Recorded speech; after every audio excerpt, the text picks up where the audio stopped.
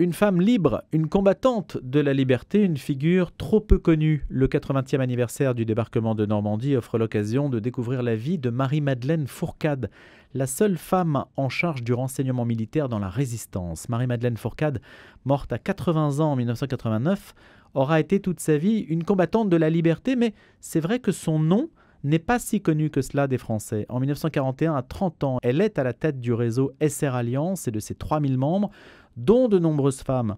Elle fait preuve d'une ténacité exceptionnelle. Arrêtée par la police de Vichy, puis par la Gestapo, elle réussit chaque fois à s'évader. Issue de la haute bourgeoisie, pianiste, élevée au couvent des oiseaux, rien ne prédestinait Marie-Madeleine Bridou, qui a été journaliste, à cette vie d'exception qui a été explorée par notre invitée, Sylvette Dionisi, qui a fondé une association qui s'appelle Res Femina, ex-élue parisienne, anciennement au service de la communication du ministère de l'économie. Elle est aussi officier de réserve et à travers Res Femina, qu'elle a fondé en 2009 avec le soutien de Simone Veil, eh bien on va regarder avec vous la vie de Marie-Madeleine Fourcade. Bonjour Sylvette Dionisi. Bonjour. Merci d'avoir accepté notre invitation en ce 6 juin. Est-ce qu'elle a pris part d'une manière ou d'une autre à cet événement du débarquement de Normandie ? Bien sûr, Marie-Madeleine Fourcade à la tête, comme vous l'avez rappelé, et je tiens précisément à le spécifier, c'est la seule femme en France à avoir été à la tête d'un réseau aussi important. 3000 membres, comme vous l'avez dit, et extrêmement féminisé. Donc, à la tête de son réseau qui était chargé du renseignement militaire, elle a œuvré puissamment à la réussite du débarquement, des débarquements, puisque c'est l'année du 80e anniversaire de celui de Normandie, mais de celui de Provence aussi. Elle a fourni des renseignements stratégiques. Elle a eu l'intelligence de s'entourer de membres très particulièrement intelligents, beaucoup de militaires, d'officiers. Elle est elle-même issue d'une famille d'officiers et elle a monté son réseau de manière à s'infiltrer dans tous les lieux stratégiques, que ce soit stratégie terrestre, maritime, aérienne. Alors, en ce qui concerne le débarquement, oui, elle a été vraiment à la manœuvre. Elle a notamment... ils ont œuvré pour débusquer tous les mouvements de troupes. Ce qu'on appelle les TCO, les transports de troupes en cours d'opération, tous les emplacements, et ils ont fourni le projet de transport de l'armée allemande en cas de débarquement en Normandie. Donc ça, c'est quand même à mettre à son actif.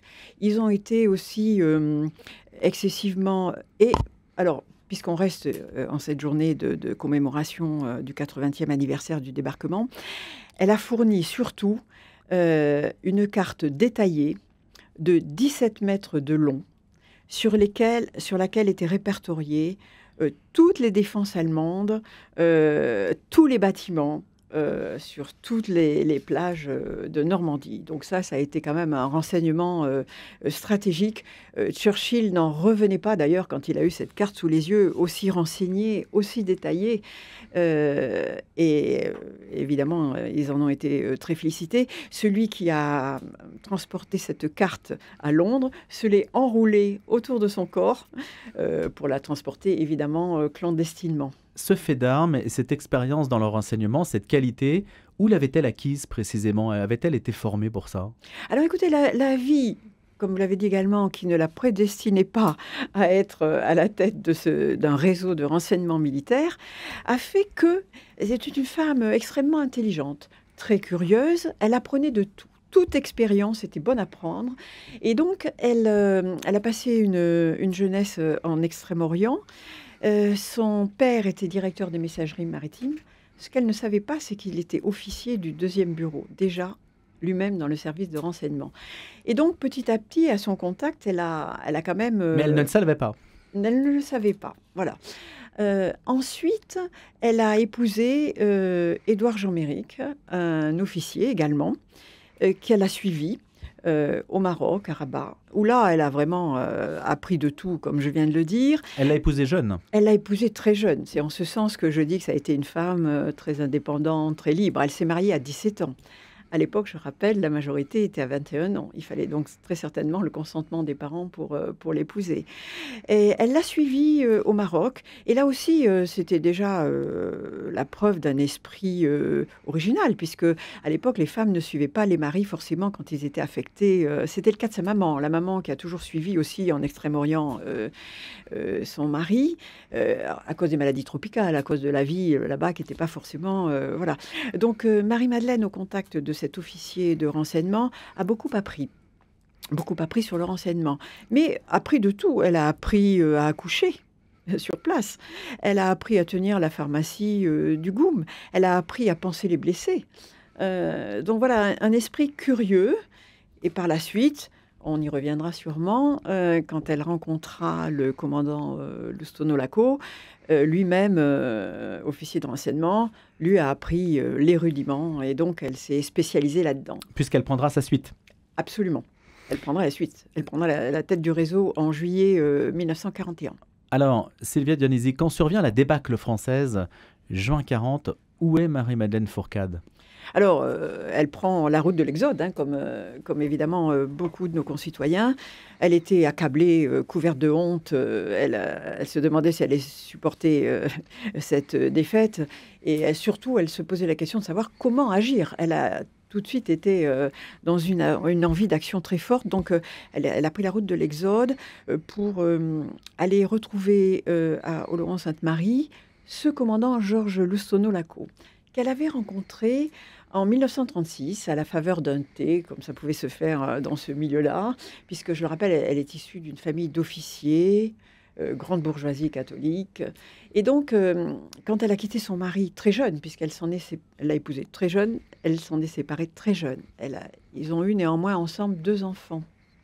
Et là, aussi, cette femme très autonome, très indépendante, est revenue à Paris pour élever ses enfants. Elle a travaillé aussi.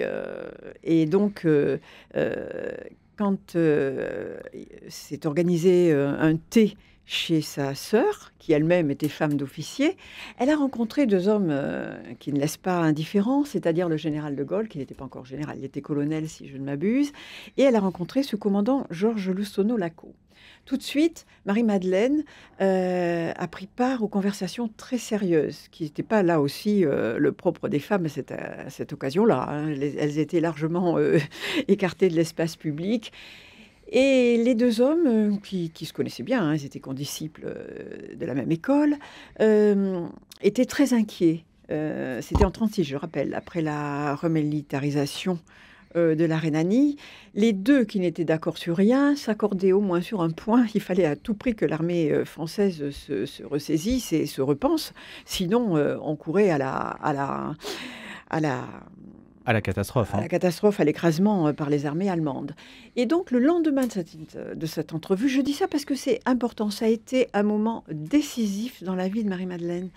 Le lendemain de cette entrevue, le commandant Lustono Lacco l'a appelé pour lui dire: voilà, j'ai besoin de vous voir, ce que vous avez dit hier est très intelligent et je veux vous voir. Donc, elle a accepté de le rencontrer. Elle a même pensé à cette rencontre, parce que comment s'habiller? Elle ne voulait pas surtout prêter le flanc à la moindre suspicion quand une femme reçoit un homme. Donc elle s'est habillée très strictement, chaussures plates, elle a choisi sa tenue. Et donc il lui a dit: j'ai besoin d'une femme comme vous. Je vous ai trouvée extrêmement intelligente, participant à toutes ces conversations, ce qui est rare. Et donc j'ai besoin d'une femme comme vous. Il faut à tout prix agir. Et donc il lui a dit: vous allez sillonner les routes, il faut que l'on monte un réseau, il préconstituait le réseau là, il faut que l'on monte un réseau d'informateurs en France, en Suisse, en Allemagne, en Belgique, pour le cas où. Voilà, donc je reviens en arrière, et Marie-Madeleine Là, on est en Fourcade, 36. Là, on est en 36, voilà. Et donc, il y avait déjà un petit réseau de préconstitués. Marie-Madeleine travaillait, elle était journaliste, publiciste, comme on disait à l'époque, à Radio Cité, la radio que Marcel Bleustein-Blanchet avait fondée. Et, Elle était aussi dans la mode. Absolument. Elle tenait d'ailleurs des chroniques de mode, mais plus que ça, des chroniques qui intéressaient aussi les femmes sur les problèmes qui les concernent, la natalité, etc. Elle y a croisé Colette quand même. Bon, elle ne laissait pas totalement indifférent non plus. Oui. Et donc, Donc ça lui donnait quand même un accès aussi à tout un monde et ça lui permettait de bouger. Absolument. Ce qui est important. C'est très important. Elle avait un prétexte pour aller n'importe où. Voilà, tout à fait. Au volant de sa petite voiture, sa traction Citroën, elle conduisait. Elle était également pilote. Elle participait à des meetings aériens. Je dis ça pour expliquer quand même la femme qu'elle pouvait être. Et donc, au volant de sa petite voiture, elle a sillonné, elle a recruté, elle a voilà, donc préconstitué un petit réseau. Et elle s'est occupée également du groupe de publication dont disposait Georges Loussono-Laco. Et donc, sur la route de l'Exode, il s'était donné rendez-vous à Oloron-Sainte-Marie pour dire... voir comment il pouvait agir. Et sur la route de l'Exode, évidemment, elle était accablée de voir ses concitoyens se réjouir quand même de cet armistice. Et elle, pour elle, c'était la honte absolue. Donc voilà. Donc ils ont ce petit groupe préconstitué est devenu un groupe un peu plus conséquent qui s'est appelé la Croisade. Et la Croisade, parce qu'ils s'engageaient là dans une véritable croisade contre les nazis. Là, c'était clairement... ils avaient acté la chose. Et donc, ils ont rédigé un manifeste, parce que une fois qu'on avait préconstitué ce réseau, il fallait évidemment des moyens pour le faire vivre, hein, si on voulait lui donner l'ampleur qui se justifiait. Donc, ils ont fait porter ce manifeste à la croisade au général de Gaulle pour leur signifier qu'il y avait un embryon d'organisation, on n'appelait pas ça encore la résistance, hein, c'était pas, qui se constituait pour combattre l'ennemi. De Gaulle n'a pas entendu donner suite à cette affaire. Hein. De Gaulle, si on n'était pas directement avec lui, on était contre lui. Donc elle n'est pas dans les premiers bataillons du gaullisme à Londres? Non. Non, non. Et d'ailleurs, quelque part, il y en sera peut-être tenu rigueur de ne pas avoir été. Mais le général de Gaulle a quand même reconnu tout de suite que ça a été la première organisation à se constituer et l'organisation la plus importante qui a fourni les renseignements les plus stratégiques aux Britanniques. Donc le général de Gaulle ayant dit non quelque part, puisqu'il ne les rejoignait pas, il a fallu trouver de l'argent, des moyens. Et donc là... Georges Loussono-Laco a rencontré à Lisbonne un émissaire de l'Intelligence Service. Et là, l'Intelligence Service, les services secrets britanniques, étaient hautement intéressés par le fait d'avoir déjà un réseau préconstitué. Il faut rappeler que les services secrets britanniques qui opéraient sur le sol français avaient été totalement décimés en 1939 et en 1940. Donc là, ils ont vu pour eux un moyen d'agir. Et ils ont décidé d'y mettre les moyens. Donc, Georges Loussono-Laco est reparti avec 5 millions de francs et un poste radio. Et donc, à partir de là, évidemment, tout s'est enclenché. Là, l'aventure de la résistance a commencé. L'aventure de la résistance. Les Allemands la pistaient déjà un petit peu, peut-être. Hein? Tout à fait. Mais ils ne savaient pas, d'abord, ils ne savaient pas que c'était une femme. Hein. Donc, oui, le réseau commençait un petit peu à être activement recherché. Ce réseau avait des noms... des lettres et des chiffres pendant un premier temps, ce qui fait qu'elle s'appelait Pose 55. On ne savait pas qui c'était, on ne savait surtout pas que c'était une femme, elle l'a caché. Hein. Bien qu'elle ait une grande confiance en elle, elle a toujours caché, sauf jusqu'à un certain moment où ça n'a plus pu être le cas, elle a caché qu'elle était une femme. Elle avait peur qu'on ne fasse plus confiance, etc.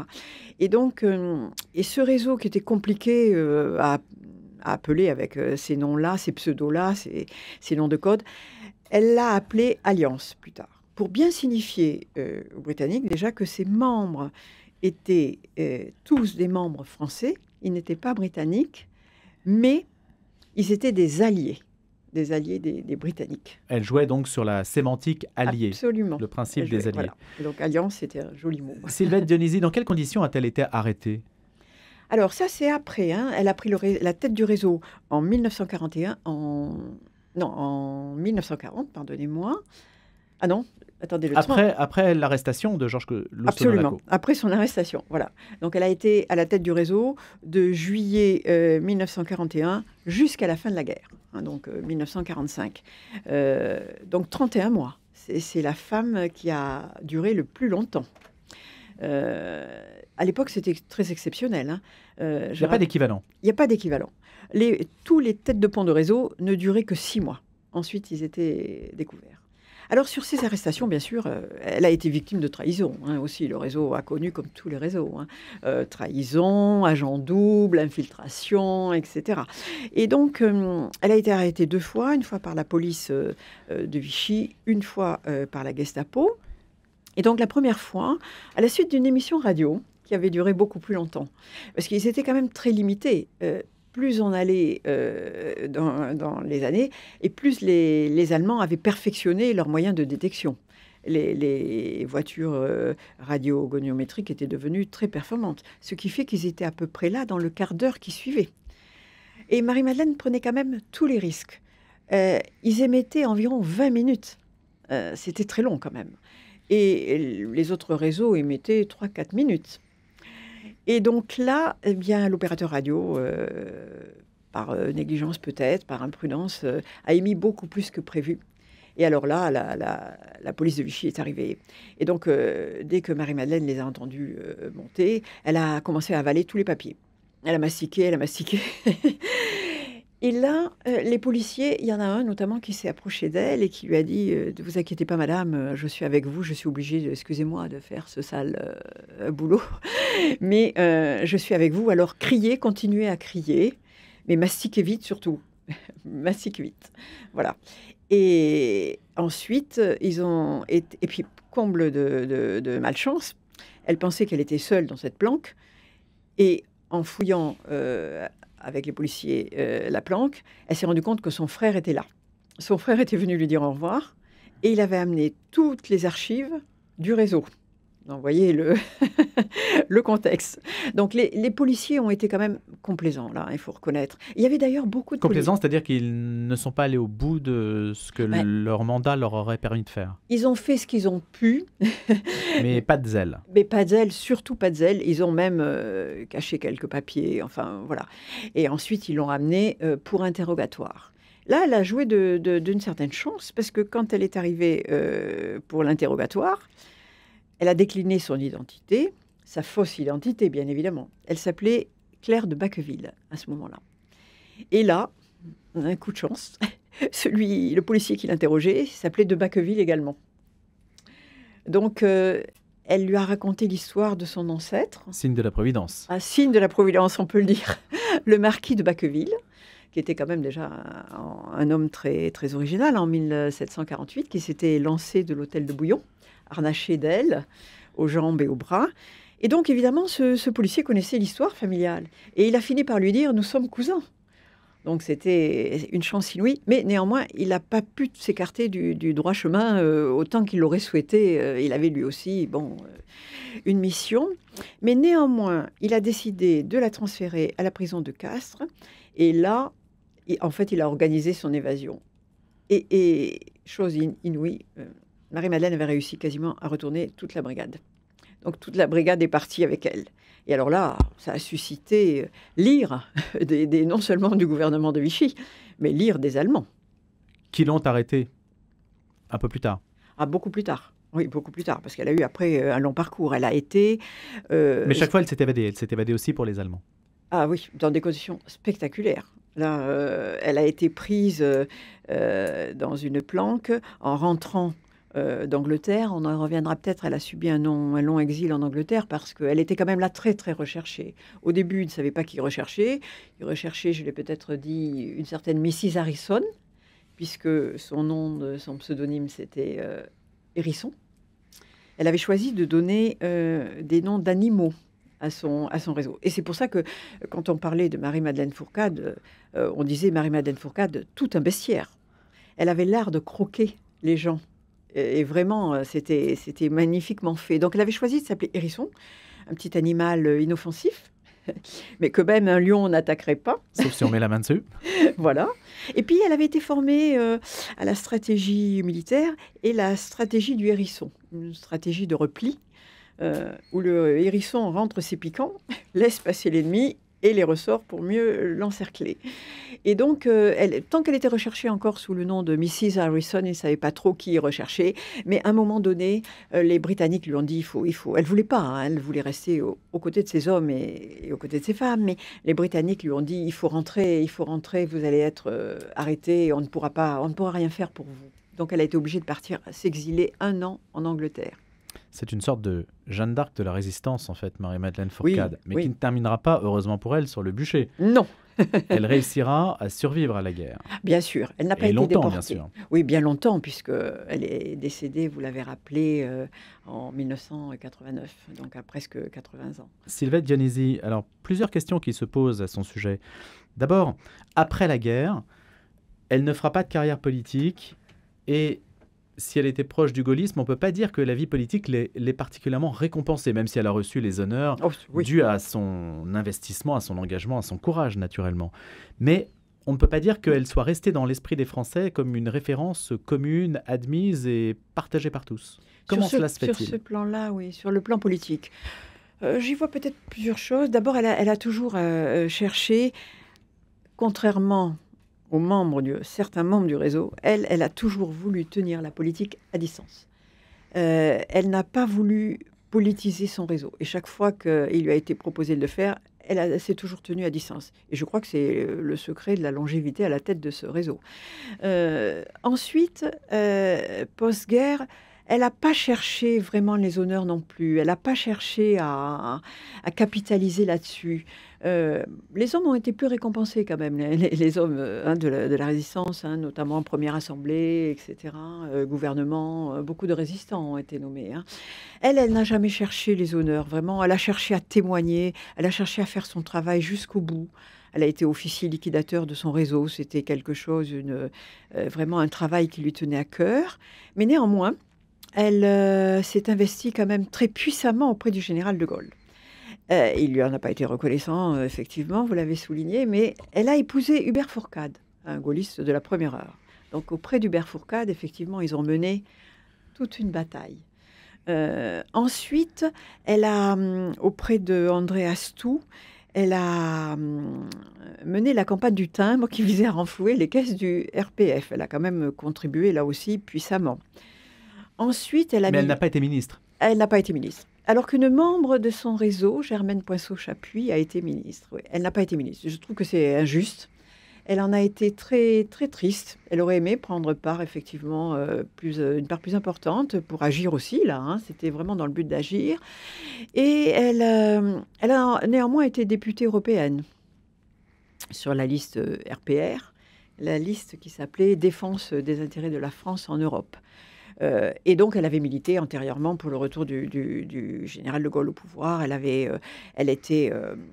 fait de nombreux tracts. Elle avait un puissant réseau quand même. Elle était à la tête de... Et donc, elle a mis toute sa notoriété au service du général de Gaulle. La reine d'Angleterre, lors de un de ses déplacements en France, a demandé à rencontrer Marie-Madeleine Fourcade. C'était vraiment quand même une figure majeure. Vous souhaiteriez aujourd'hui, Sylvette Dionisi, qu'elle soit panthéonisée ? Oui, je pense que vraiment, seules 6 femmes sont panthéonisées. Et je pense qu'elle le mérite. Elle le mérite amplement. J'ouvre d'ailleurs les perspectives. Elle ne démériterait pas, en tous les cas, aux côtés, bien sûr, de celles qui y sont. Geneviève de Gaulle-Antonios, Germaine Tillon, Simone Veil. Voilà. Il n'y a que 6 femmes. Elle n'a pas été panthéonisée. Elle est quand même rentrée au panthéon de la Résistance, comme figure morale, tutélaire, voilà. Mais c'est vrai qu'elle le mériterait. Dernier point, Sylvette Dionisi, qu'est-ce qui vous a fasciné en fait et qu'est-ce qui vous fascine chez elle et qui vous a incité à écrire cette biographie, sachant qu'il n'y a pas beaucoup de biographies d'elle ? Non. Il n'y a eu qu'une biographie qui commence à dater. Elle-même a écrit ses mémoires quand même. Elle nous laisse un testament, une cathédrale mémorielle. Pour celui qui voudrait, ce livre est plus orienté grand public, justement, comme vous l'avez dit, pour la faire connaître. J'ai eu vraiment à cœur de la faire connaître, parce que vous savez, à l'heure où pour les femmes, on leur explique le leadership au féminin, elle n'a pas eu besoin de leçons, elle. Le leadership, elle l'incarnait. Et donc, j'ai vraiment eu envie de la mettre à l'honneur, de la mettre en lumière. Il y a eu des petits cailloux sur mon chemin qui m'ont mis sur les traces de cette femme. et un notamment qui m'a raconté l'évasion spectaculaire de Marie-Madeleine Fourcade quand elle a été prise dès son retour en France. Et là, je me suis dit vraiment une femme qui s'évade comme ça, c'est quel personnage! Et quand j'ai plongé au cœur de ce personnage, j'ai quand même découvert une femme d'une modernité incroyable. Si on ne savait pas qu'elle se rattache à cette période, ça pourrait être tout à fait une femme d'aujourd'hui. Elle a été indépendante, autonome, travaillant, libre aussi, libre. Elle a choisi de sa liberté de penser, d'agir. Elle n'a pas voulu vraiment qu'on pense pour elle, hein. Elle a Et très laissé responsable. très responsable et très mature. Donc, Ça fait beaucoup de choses à mettre à son crédit, justement. énormément de choses à mettre à son crédit et vraiment, elle s'est reposée aussi parfois sur la foi pour l'aider. C'est vrai, elle en parle? Elle en parle. C'est une femme très discrète et très pudique. Ce livre, d'ailleurs, jette quand même permet de comprendre le personnage quand même, hein. Elle ne parlait pas, elle n'a pas parlé à ses enfants, mais c'était aussi le propre des gens qui ont vécu ce moment terrible. Mais souvent, quand elle était à son PC de Marseille, elle allait prier à Notre-Dame de la Garde, surtout quand il y a eu de terribles arrestations où elle était mais vraiment, elle a complètement effondrée. Elle allait prier pour demander, pour trouver la force de continuer, parce que bien des fois, elle a quand même hésité aussi. Et puis, quand elle a été en Angleterre, sur les grandes questions essentielles, elle a rencontré l'abbé de Noroît, qui était l'aumônier de la France libre. Et là, elle avait beaucoup d'échanges avec lui. Et puis, quand elle a décidé de rentrer en France, les Britanniques qui faisaient tout pour la retenir lui ont dit: vous allez être arrêtée, c'est fatal. Et ça a été le cas. Et donc, elle avait envisagé quand même plusieurs hypothèses, des identités différentes, mais aussi le cyanure, parce que bon, elle ne voulait pas parler, c'est évident. Et là, avant de partir, étant donné que le suicide n'était pas dans dans sa mentalité, elle était allée voir un prêtre qui lui avait donné par avance l'absolution. Tous ces éléments qui permettent de comprendre la personnalité de Marie-Madeleine Fourcade, personnage que vous nous avez permis de découvrir, Sylvette Dionisi. Je vous remercie. Je rappelle que vous êtes présidente de Res Féminin, association que vous avez fondée en 2009 et ancienne élue de Paris. Merci beaucoup. Ça s'appelle Libre et résistante, Marie-Madeleine Fourcade, publié aux éditions Dussert. Excellente journée. Merci.